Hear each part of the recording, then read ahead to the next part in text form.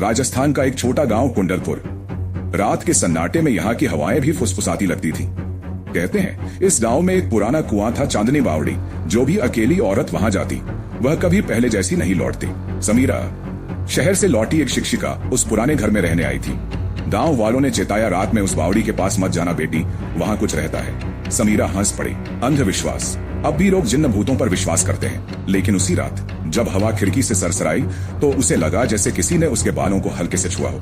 वह चौंक कर उठी। कमरा खाली था, पर पर्दा अपने आप लहरा रहा था और हवा में अगरबत्ती की मीठी पर अजीब सुगंध फैली थी।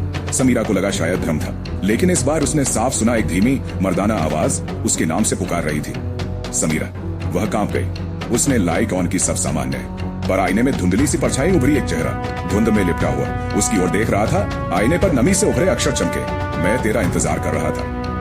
वह डर के मारे पीछे हट गई, पर आवाज अब उसके कान के बहुत पास गूंज रही थी। डर मत, मैं तुझे कभी अकेला नहीं छोड़ूंगा। तीसरी रात। अब समीरा को नींद नहीं आती। हर रात वही परछाई, कभी आईने में, कभी खिड़की में, कभी उसके कानों के पास किसी की सांसें महसूस होती। वह डॉक्टर के पास गई। सब ठीक। पंडित बुलाया। बोले यह साधारण नहीं, कोई जिन्न आकर्षित हुआ है। गांव की बुजुर्ग औरत ने कहा, जब कोई जिन्न किसी स्त्री से मोहित हो जाए तो वह उसके आसपास बसी हवा में समा जाता है। उसकी खुशबू उसकी छाया बन जाता है। समीरा ने तय किया वह उस बावड़ी तक जाएगी।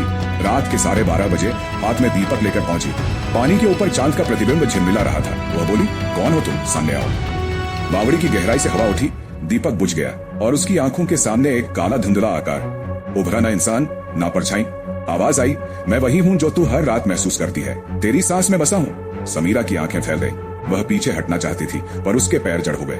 हवा भारी होने लगी, उसकी धड़कनें तेज, और फिर सब कुछ अंधकार। गांव वाले उसे बावड़ी के पास बेहोश पाए। जब होश आया तो समीरा की आंखें बदली हुई थी।